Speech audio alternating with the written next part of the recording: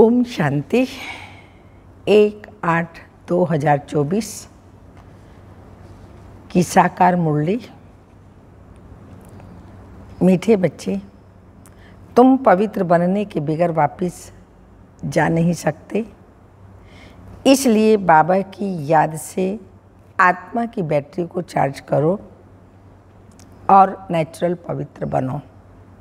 Question: बाबा तुम बच्चों को घर चलने के लिए कौन सी बात सिखलाते हैं? आंसर है बच्चे, घर चलने के पहले जीते जी मरना। इसलिए बाबा तुम्हें पहले से ही देह के भान से परे ले जाने का अभ्यास कराते हैं, अर्थात मरना सिखलाते हैं। ऊपर जाना, मरना, जाने और आने का ज्ञान अभी तुम्हें मिला है, तुम जानते हो। हम आत्मा ऊपर से आई हैं इस शरीर द्वारा पाठ बजाने। हम असुल वहाँ के रहने वाले हैं, अभी वहाँ ही वापस जाना है। ओम शांति। अपने को आत्मा समझ बाप को याद करने में कोई तकलीफ नहीं है। गुटखा नहीं खाना है, इसको कहा जाता है सहज याद। तो पहले अपने को आत्मा समझना है। आत्मा ही शरीर धारण कर पाठ बजाती है। संस्कार भी सब आत्मा में ही रहते हैं। आत्मा तो इंडिपेंडेंट है। बाप कहते हैं अपने को आत्मा समझ मुझ बाप को याद करो। यह नॉलेज अभी ही तुमको मिलती है, फिर नहीं मिलेगी। तुम्हारा यह शांति में बैठना दुनिया नहीं जानती। इसको कहा जाता है नेचुरल शांति। हम आत्मा ऊपर से आई हैं इस शरीर द्वारा पाठ बजाने। हम आत्मा असुल वहाँ की रहने वाली हैं। परम धाम शांति धाम जो आत्माओं का घर है, वहाँ से पाठ बजाने आई हैं, क्योंकि वहीं की हम सभी आत्माएं रहने वाली हैं। यह बुद्धि में ज्ञान है, बाकी इसमें हटियों की कोई बात ही नहीं, बिल्कुल सहज है। अभी हम आत्माओं को घर जाना है, परंतु पवित्र बनने बगैर जा नहीं सकते। पवित्र होने के लिए परमात्मा बाप को याद करना है। याद करते करते पाप मिट जाएंगे, तकलीफ की तो कोई बात ही नहीं। तुम पैदल करने जाते हो तो बाप की याद में रहो। अभी ही याद से पवित्र बन सकते हो। वहाँ वह तो है ही पवित्र दुनिया। वहाँ उस पावन दुनिया में इस ज्ञान की कोई दरकार नहीं रहती, क्योंकि वहाँ कोई कर्म होता नहीं। परम धाम में कोई भी कर्म नहीं होता है। यहाँ याद से विकर्म विनाश करने हैं। वहाँ तो तुम नेचुरल चलते हो, जैसे यहाँ चलते हो, फिर थोड़ा थोड़ा नीचे उतरते हो। ऐसे नहीं कि वहाँ भी तुमको यह प्रैक्टिस करना है। प्रैक्टिस अभी ही करना है। जब आत्मा शरीर में होती है, सृष्टि रूपी रंगमंच पर पाठ बजाती है, तो शरीर से डिटैच होने का अभ्यास करना पड़ता है। ये अभ्यास परमधाम में नहीं करना पड़ता, क्योंकि वहाँ तो अकेली आत्मा ही है। बैटरी अब चार्ज करना है, फिर आहिस्ते आहिस्ते बैटरी डिस्चार्ज होना ही है।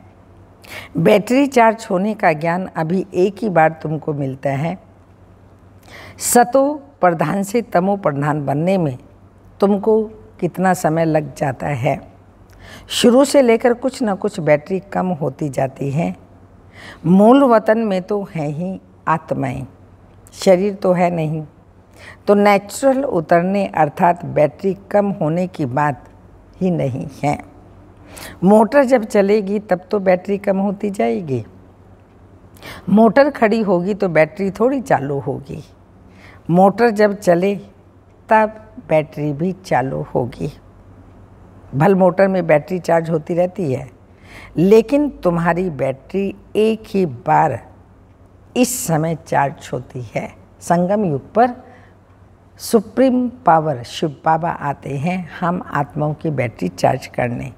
इसलिए बाबा ने कहा कल्प में एक ही बार तुम आत्माओं की बैटरी चार्ज होती है। तुम फिर जब यहाँ शरीर में कर्म करते हो फिर थोड़ी बैटरी कम होती है। पहले तो समझाना है कि वह है सुप्रीम फादर जिसको सब आत्माएं याद करती हैं। हे भगवान कहते हैं वो बाप है, हम बच्चे हैं। यहाँ तुम बच्चों को समझाया जाता है बैटरी कैसे चार्ज करनी है। बल घूमो फिरो, बाप को याद करो तो सतो प्रधान बन जाएंगे। कोई भी बात ना समझो तो पूछ सकते हो, है तो बिल्कुल सहज। 5000 वर्ष बाद हमारी बैटरी डिस्चार्ज हो जाती है। बाप आकर के सबकी बैटरी चार्ज कर देते हैं। विनाश के समय सब ईश्वर को याद करते हैं। समझो बाढ़ हुई तो भी जो भक्त होंगे वो भगवान को याद करेंगे, परंतु उस समय भगवान की याद आ नहीं सकती। मित्र संबंधी धन दौलत ही याद आ जाता है। भल है भगवान कहते हैं परंतु वह भी कहने मात्र। भगवान बाप हैं, हम उनके बच्चे हैं, यह तो जानते ही नहीं। उनको सर्वव्यापी का उल्टा ज्ञान मिलता है तो बाप आकर सुल्टा ज्ञान देते हैं। भक्ति की डिपार्टमेंट ही अलग है। भक्ति में ठोकरें खानी होती हैं। ब्रह्मा की रात सो ब्राह्मणों की रात, ब्रह्मा का दिन सो ब्राह्मणों का दिन। ऐसा तो नहीं कहेंगे शूद्रों का दिन, शूद्रों की रात। यह राज बाप बैठ समझाते हैं। ये बेहद की रात व दिन। अभी तुम दिन में जाते हो, रात पूरी होती है। ये अक्षर शास्त्रों में है। ब्रह्मा का दिन ब्रह्मा की रात कहते हैं परंतु जानते नहीं हैं। तुम्हारी बुद्धि में अब बेहद की बातें आ गई हैं।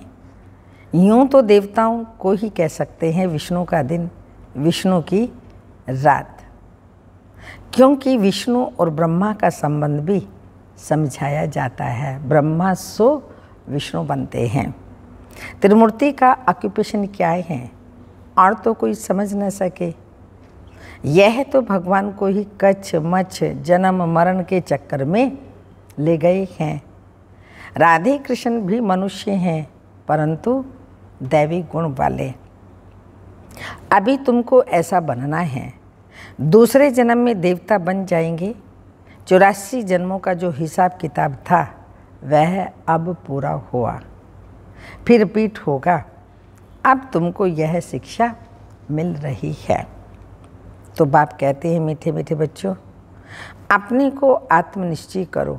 कहते भी हम पाठधारी हैं परंतु हम आत्माएं ऊपर से कैसे आती हैं यह नहीं समझते। अपने को देहधारी ही समझ लेते हैं। हम आत्मा ऊपर से आती हैं, फिर कब जाएंगी? ऊपर जाना माना मरना, शरीर छोड़ना। मरना कौन चाहते हैं? ये तो बाप ने कहा है तुम इस शरीर को भूलते जाओ। जीते जी मरना तुमको बाप सिखलाते हैं, जो और कोई सिखला न सके। तुम आए हो अपने घर जाने के लिए। घर कैसे जाना है ये ज्ञान अभी ही तुमको मिलता है। तुम्हारा इस मृत्यु लोक का यह अंतिम जन्म है। अमर लोक सतयुग को कहा जाता है। अभी तुम बच्चों की बुद्धि में है हम जल्दी जल्दी जावें। पहले पहले तो घर मुक्ति धाम में जाना पड़ेगा। यह शरीर रूपी कपड़ा यहाँ ही छोड़ना है, फिर आत्मा चली जाएगी घर। जैसे हद के नाटक के एक्टर्स होते हैं, नाटक पूरा हुआ तो कपड़े वहाँ ही छोड़कर घर के कपड़े पहन करके जाते हैं। तुम्हें भी अब यह चोला छोड़ करके जाना है।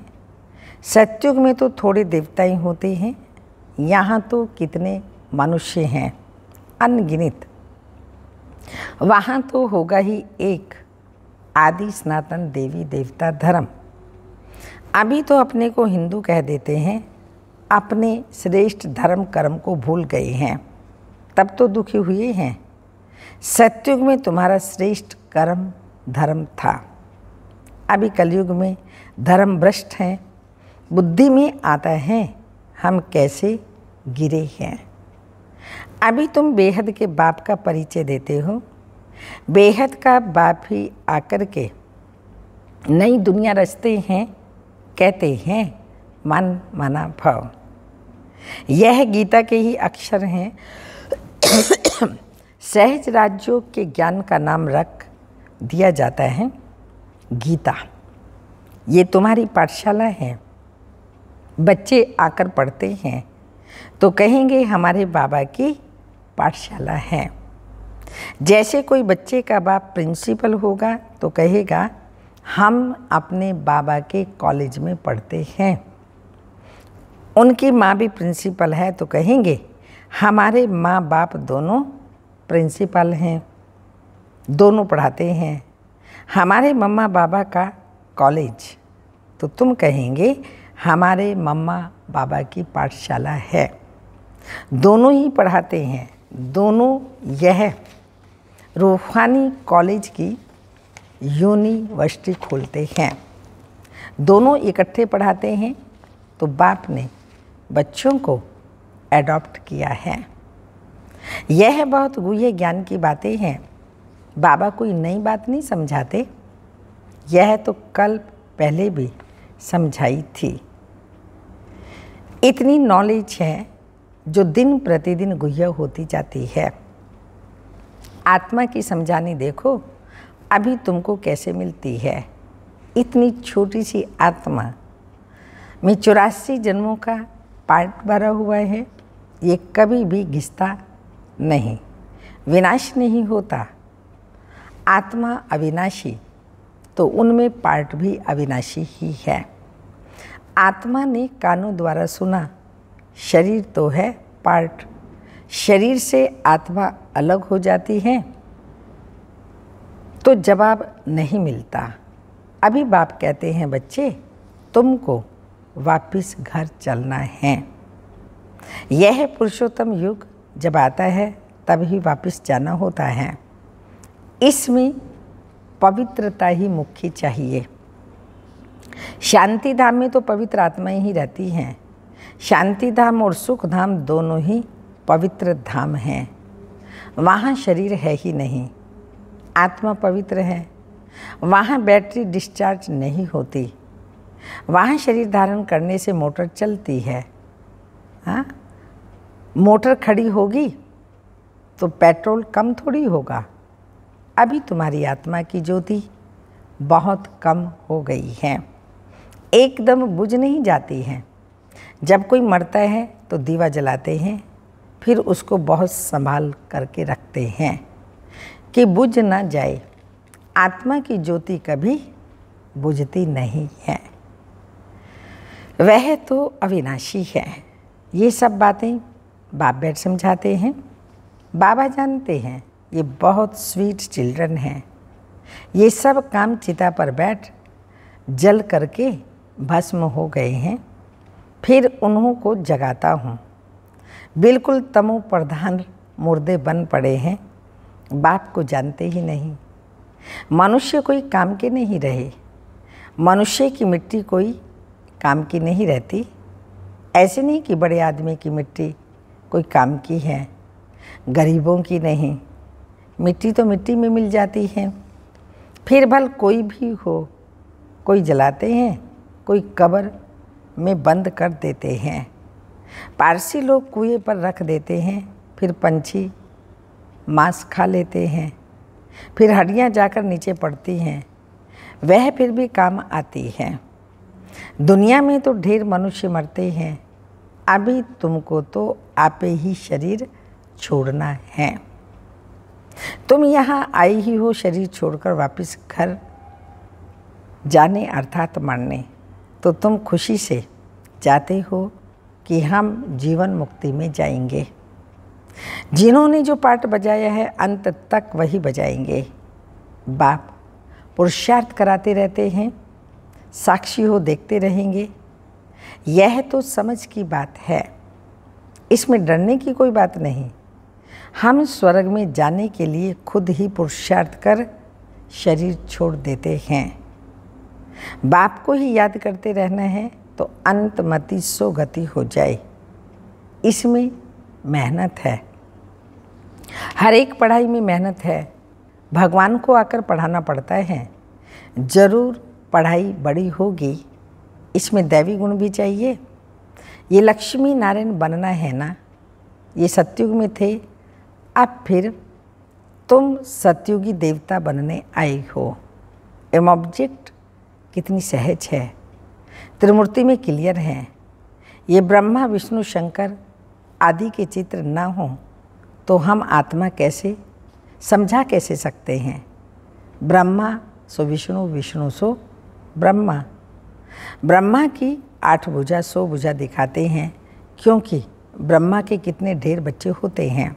सहयोग की निशानी भुजाएं होती हैं, तो इतनी भुजाएं दिखाते हैं। प्रतीक है जो शिव बाबा ने ब्रह्मा द्वारा बच्चों को एडॉप्ट किया, ब्रह्मा कुमार कुमारियों का, तो उन्होंने फिर वह चित्र बना दिया। बाकी मनुष्य कोई इतनी भुजाओं वाला होता थोड़ी है। रावण 10 शीश का भी अर्थ है, 5 विकार स्त्री में, 5 विकार पुरुष में।